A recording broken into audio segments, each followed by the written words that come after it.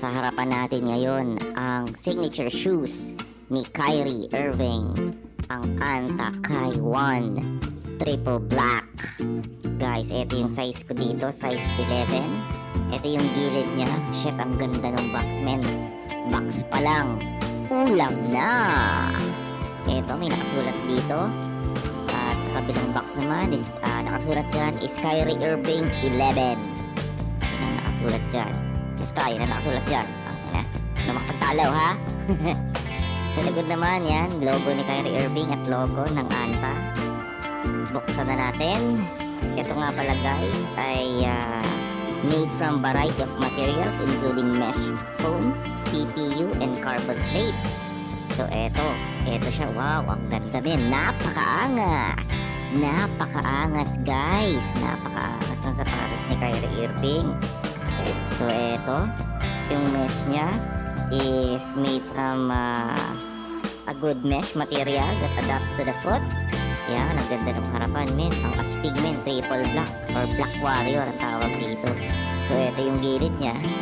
Kitang-kita nyo yung mesh quality. Mas quality pa sa jowa nyo, men. So, ito. Yan. Ito yung kanyang toe box. Yan, ang ganda ng toe box niya. Mesh din yan. Logo ni Kyrie Irving sa pang. Ito. And then, yung kanyang midsole is a lightweight foam which is called the nitrogen foam. Wow, ano yun? Kung ano man yun, di ko alam yun. I-search na lang. Puta. Ito nga pala kanyang outsole is made from hard rubber. Yan. Kita naman natin. Sobrang quality nito, men. Super quality. Yung strap niya made from mesh din. Ito, tingnan yung mabuti. Yung 11 as hindi ko size yan. Yan ay number ni Kyrie Irving. Yung likod niya, may logo niya. At tapos may logo ni Anta. Yun. Napakaganda nito, men. Mas maganda pa sa jowa ninyo. O yan, pagmasdan niyo mabuti. Sa looks, bibigyan ko to siguro ng 9 out of 10. Yan. So on fit naman.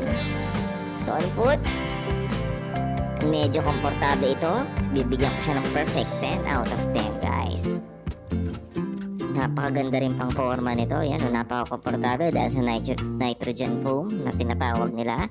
I-search nyo na lang kung ano yun. Hindi ko alam yun, ha. Yan. Napakasarap sa paa nito, men. Napakalambot sa paa.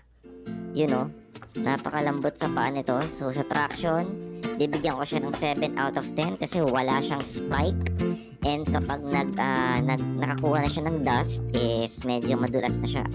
So, I suggest na mas bagay ito sa outdoor court kesa sa indoor court. 1, 2, 1, 2, 1, 2. Ang lambot, putang inamin.